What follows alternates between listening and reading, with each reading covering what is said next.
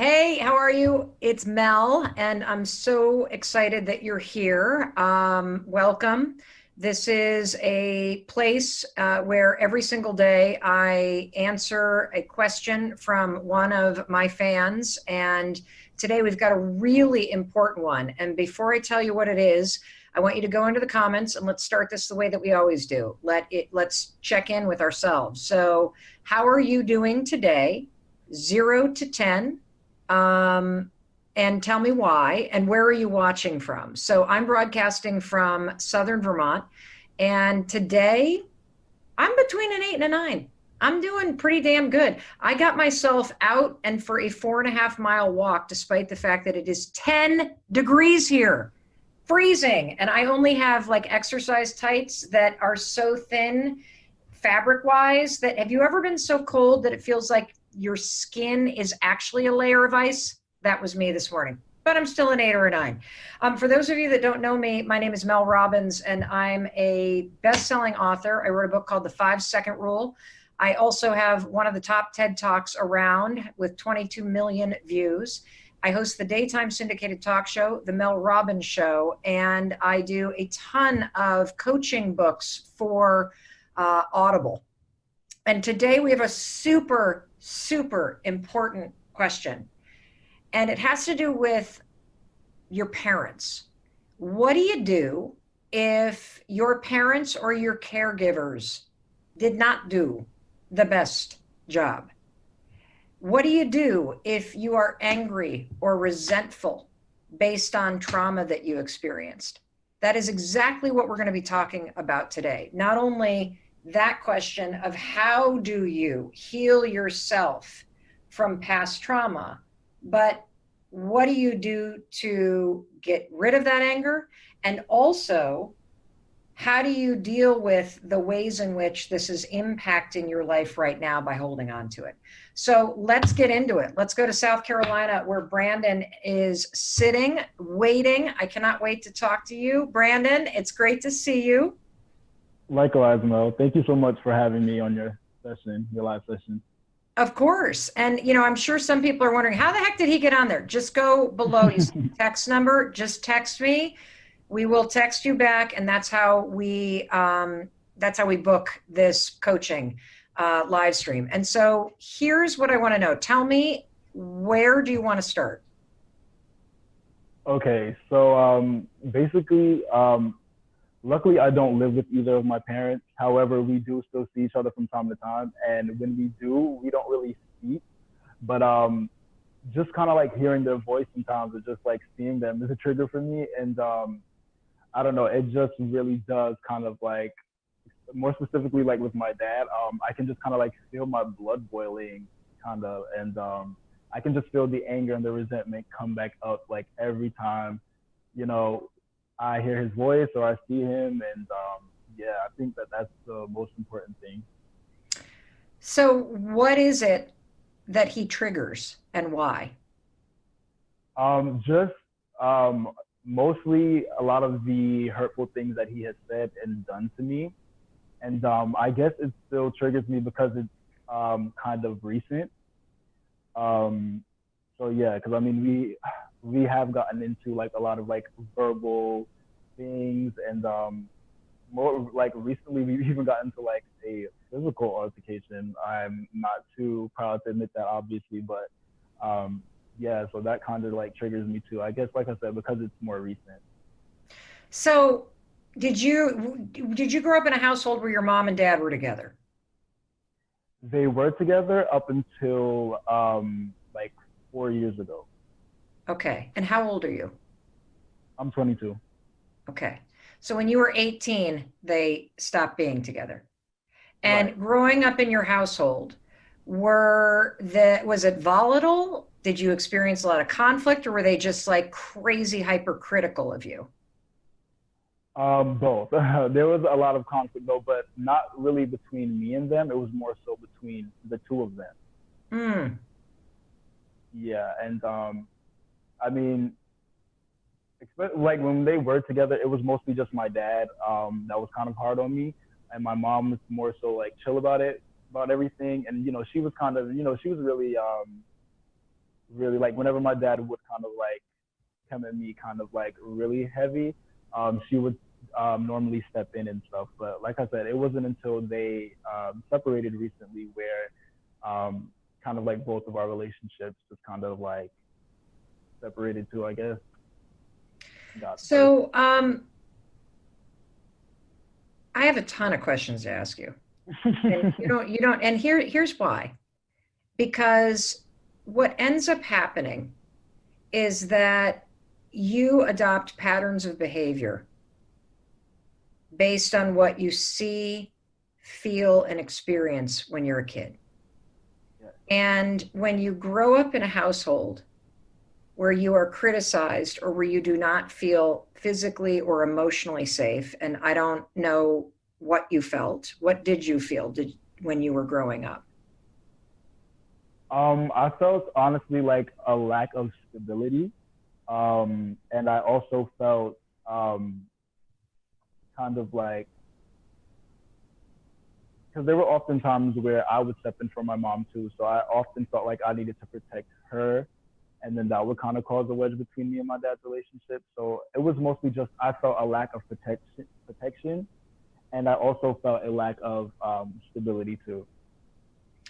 Um, is it fair to say that your dad has some major anger issues? Yes, for sure. Okay. And does it really make you upset that you're now struggling with anger?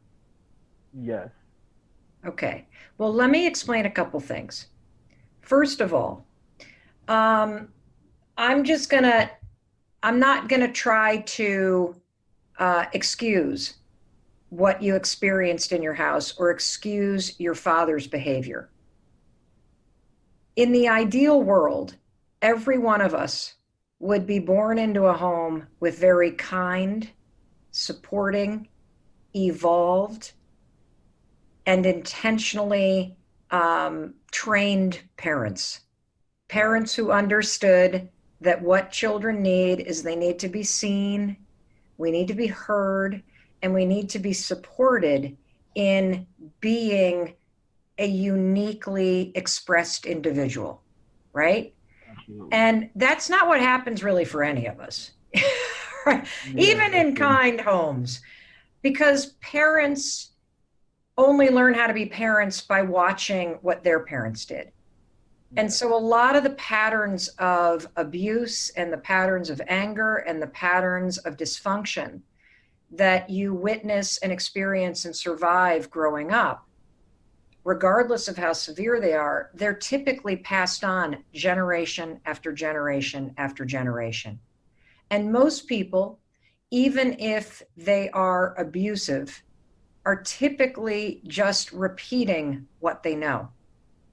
And that doesn't excuse it, it doesn't make it right. I'm putting it in a context because I want you to understand that the path to relieving your anger and frustration and to breaking this generational cycle of anger and of resentment is to understand that you're simply dealing with patterns of behavior, okay?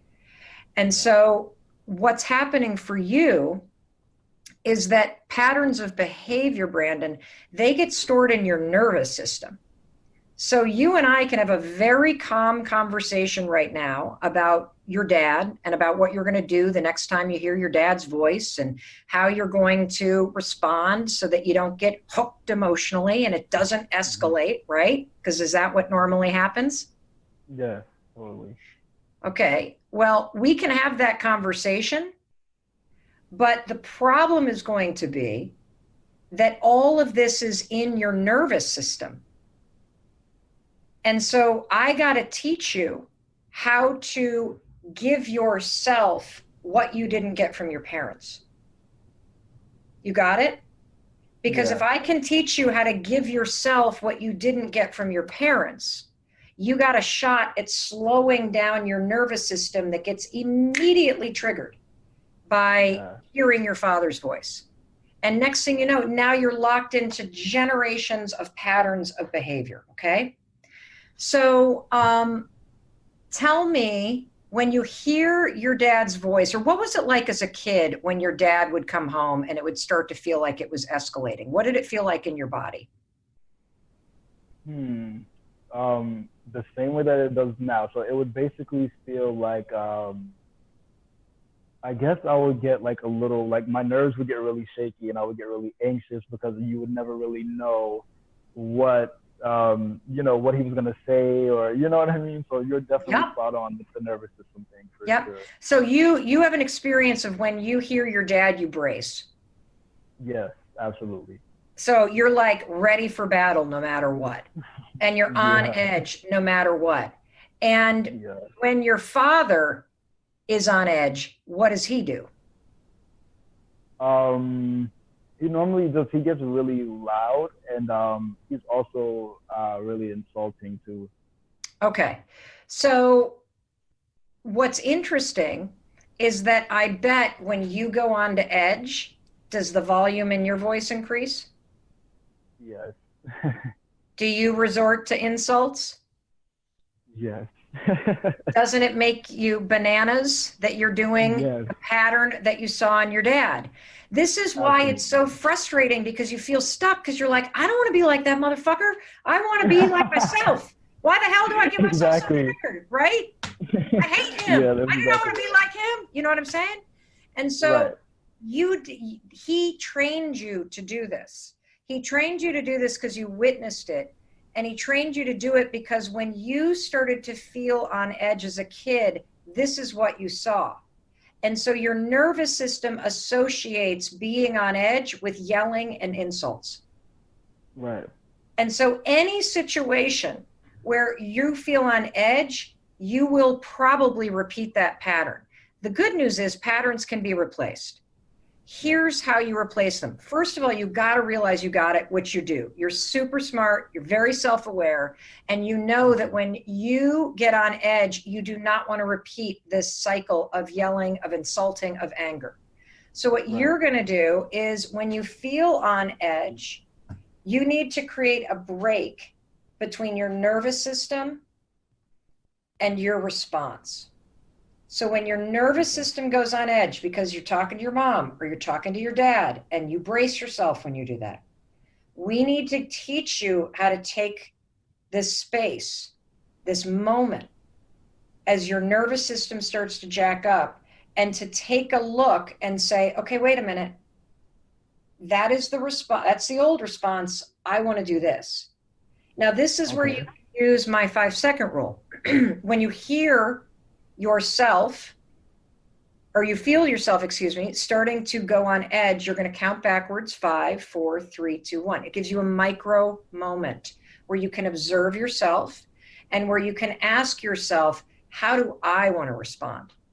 So, given the kind of person that you are, how do you want to respond in situations where you feel on edge? Um, I like to laugh a lot, so that's one way. And also, because I Yeah, have but two you got to be siblings too. careful because your laughing can turn into insults, can it? Yes. You have Okay. a very cutting sense of humor, don't you? Yeah. Smart You're so people right. do, Brandon. Yeah. But also because I have two siblings too, and their relationship with my parents are better. But I've always admired how they handle things because their How do they relationship with handle my it? parents.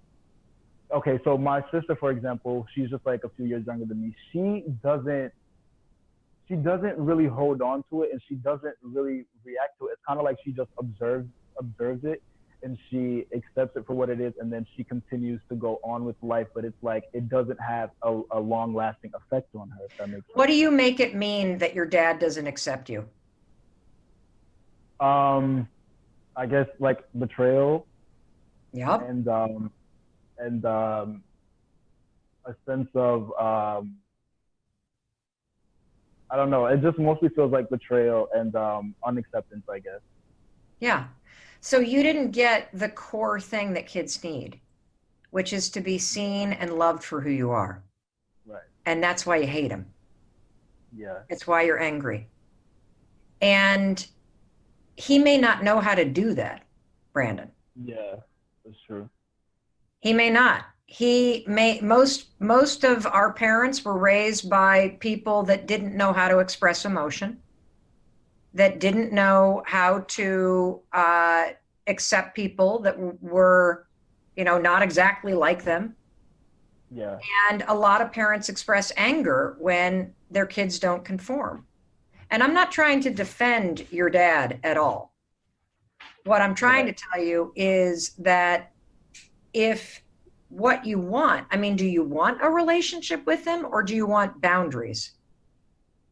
I more so feel like I want boundaries, like, just Okay. boundaries. And just, I don't want to have, because like you mentioned earlier, like, I don't want to have that come back up later in life when I'm dealing with maybe similar people or similar situations and then get angry all over again and stuff like that, Okay. you So we know? have two issues. We have what you're going to do with your father to draw boundaries and what you're Hmm. going to do with yourself so that you change this pattern. Right.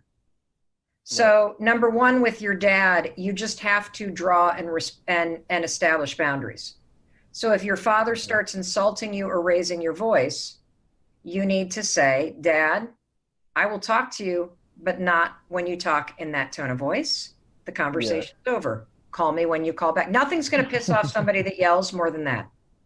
Yes, The you're so other right. thing that helps is the quieter you get, Dad, Mm. the slower you get. Dad, I got to be clear with you. Dad, if you're going to yell, this conversation's going to be over. Yeah. Click. Dad, I would love to be able to have a relationship with you, but only if you can speak to me with respect. Right. Click. That level of self control will give you so much power and it will draw a boundary. Yes. So, what are the two? Tell me some of the boundaries you're going to draw with your dad. Okay, so I really like that one.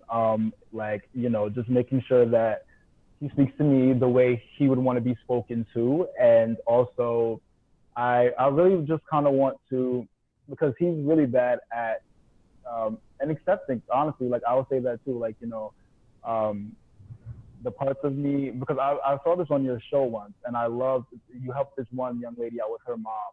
And it was like, I accept you for all of it's like, I love you for everything that you're not. And but it's like, I love you for everything that you are, but I also love you for who you're not, who you're never going to be, or something like that. And I Right. thought And that that who was are you really never cool. going to be for your father? What is the thing he cannot accept? Um, he doesn't really seem to accept, like, my sexuality is one thing. And, Okay. also, he's just kind of really, I don't know, because I guess maybe it's because he didn't, like, I don't know, he's always kind of had this, like, thing against me being smart. And, just kind of like, because I guess he didn't finish high school, so maybe he feels like Okay. So I I, can explain this. You're exactly right. He is confronted by what he didn't do because he sees you doing it. That's number one.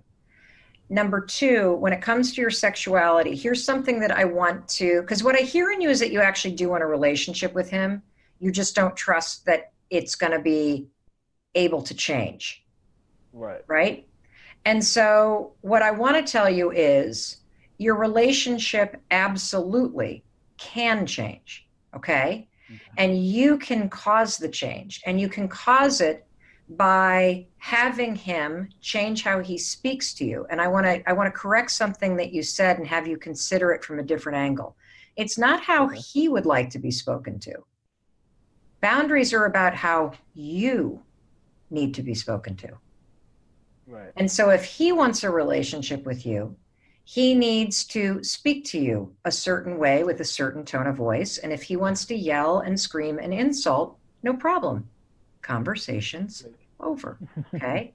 It's Right. number one. Number two, if it's not based in an extremely conservative religious belief, Hmm. or even if it is, a lot of a unwillingness to accept your sexuality probably comes from the fact that your dad has no idea how to deal with his own sense of loss about his own expectations. Yeah. And so he pictured, and I'm not saying this is right, I'm just explaining the Yeah. psychology of what your father does not have the support to overcome right now, which is Yeah. where the opportunity is. He had his whole life envisioned a certain way. And his oldest son was going to be a certain kind of person, probably just like him. And his oldest son was Hmm. going to have all these grandkids, and his oldest Hmm. son was going to be his best friend. And now you've gone off and you are your own person.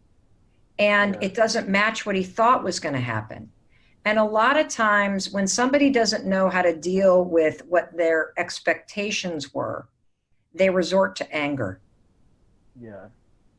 And I'm not saying this because I think he's justified. I'm saying this because if there's a way for you to feel sorry for him while also drawing boundaries and then start to use that back at him, Dad, look, I understand that you're disappointed Hmm. that I'm not the person that you thought I was going to be. I understand that you're Yeah. disappointed that I might not go off and marry some woman. I understand that you're disappointed that this is not turning out how you expected it to be. Yeah. But I still want to have a relationship with you if you can accept me for who I am. That's what you need to start to model back to him, because Hmm. he has no training in this. That's only if Yeah. you want a relationship. Does that make sense? Yeah. It definitely does. Okay, good. Now, one of the final things I want to say to you, it's super important for your happiness that you start to practice giving yourself what you didn't get from them. The number one thing that you said is acceptance. And so, one way to start to practice giving this to yourself is, where is it that you're not fully accepting yourself? And this is a question that involves discipline, because Yeah. fully accepting yourself means, if the full expression of you is to be a musician and you're not playing music, that's not accepting yourself. If the Right. full expression of you is to go to the gym or to work in finance or to be a vegan and you're not doing any of those things, you're not accepting yourself. And so, where are you not accepting yourself? That you are so spot on with that, because I swear, like, first of all, I love music and I actually do want to be a musician. And then the same thing, like I'm actually just recently I started to do like daily workouts and stuff, even though I have been slacking lately. But and like I am trying to be vegan and stuff like that. So it's stuff like that. And I agree with you so much, because I honestly feel like that has a lot to do with the triggering. It's the fact that I am kind of like living in that autopilot that was set for me, and I'm not doing all of the things that make me feel um like the person that I really want to be, and that is Yeah, reflecting in how I see him and myself. So you're very like spot on. fabulous. So I want to summarize and really clarify what I want you to do, because we unpacked a whole lot, and this is going to now come into focus around the thing we just talked about, which is, where are you not fully loving and accepting yourself and experiencing the joy that you want in Mm-hmm. your life, and holding yourself back. So name three Mm-hmm. things that, if you were to start doing those three things consistently, like you're going to keep this as a promise to yourself, what are three things in terms of things you could do that would start to show that you really are living life on your terms and giving yourself what you need? What are they? Um, let's see. Like definitely, just taking care of myself financially is a Okay. big thing. So being responsible Um, with to money. Yes, yes, absolutely. You know what that Um, means in my world? Don't spend your money on stupid shit. That's all you need to know when it comes to Right. being smart with your money. Okay, so you got to be smart with your money because Yeah. that would mean that you're being Yeah. true to you. What else? Right. Creating. So yeah, definitely creating. Um, and just getting out of my own head more, if that makes sense, or getting out of this space more. Um, yeah, like it's kind of like I don't know, it's hard to explain, but um, I guess yeah, I just want to be more active in life. You know what I mean? I want to be Okay. more Yeah. active. Yeah. Yeah. So what I hear is this. Brandon is a person who is smart with his money. He is a creator, so every day he's doing something creative. And three, he's always out doing something. Those are the Yeah, three things that mean you're true to yourself. Those are the yeah, promises you need to keep. Every single day, I make smart choices about my money. Every single day, I spend a little time creating something. And every day, I get out of this freaking house and I'm off doing something. Those are the yes, three I things. love that. You keep those promises, you'll start to feel like you see yourself and you're empowering your self expression. So that Yeah, is super important. Now, let me say how that rolls in with your father. You're going to okay, draw one boundary with your dad, which is if we're talking, you have to have a calm tone of voice. The second you insult okay, me, the second you start yelling at me, conversation's over. yeah, And the other practice you're going to have with that boundary drawing is you're not going to match him. You're going to match yourself, which is you're going to yeah, stay calm. You're going to slow down. In the beginning, it's going to really piss him off, but it'll train him that these yeah, are your terms. And then the final thing is to the extent that you want to try to create a relationship with him, weave in the mirroring back. Hey, dad, look, I know you're disappointed that I'm not heterosexual. I got it. hmm I can't imagine what it would be like to raise a son and think he's going to turn out one way and for him to be totally different. I hope yeah, someday you'll love me for who I am. hmm He'll feel like a real asshole because because you guys aren't having the deeper conversation yeah, where you're talking about each other's emotions. You're right, yelling at each other up here. hmm But who I know you to be and what's true about seeing yourself is you have the ability to have that deeper conversation. And eventually, if you keep going there, Dad, you know, I would love for us to have a relationship. And I know you have a hard time accepting me for who I am. And I hmm hope at some point you will. You know, Dad, I know you had expectations about the kind of person I was going to be when I was born. And I know I'm not that person. I hope someday you can accept me for who I am and be proud of me and love me. Oof. yeah. How do you feel? That would. I feel like you summed up a lot, and it's kind of like okay, for example, like I just feel like everything was kind of all scattered, but now you've kind of like shifted my perspective in a way to now I can kind of like I have a little bit more order instead of you know what I mean, and like Yeah. I do feel like this. I feel like that would really help because, like you said, it would retrain him on how to deal with me as an individual instead of me going with what he's already set in place for us. You know what I mean? Correct. And it acknowledges that on some level, there is disappointment because he thought things were going to turn out Yes. differently. Right. And that's okay. He can Yeah. have his disappointment and still figure out how to love you for who you are. Yes. Does that make sense? Good. It So definitely whenever does. you start to feel overwhelmed or confused, just remember you're only working on two buckets. And the buckets Mhm. are what am I doing to show that I see and love myself and I'm self expressed? And there were the three things you said. And what am I doing to draw boundaries with my father and retrain him around Yes. his own hurt and around acceptance? You got it? Got it. Good. Go do it. I'm really proud of you. Okay. Thank you for giving me the opportunity to talk to you. Super important question. You're awesome, Of Brandon. course. Don't let this be Thank you, the Mel. You last time too. I hear from you. All right. I want to know how it's going. Okay. I definitely will. Awesome. See ya. Wow. That was amazing. That was amazing because of the depth of the question and the potential for transformation. Because I think, unless you're dealing with a sociopath, most people are just doing the best that they can with what they know. And all that most parents know is how they were trained and what they saw.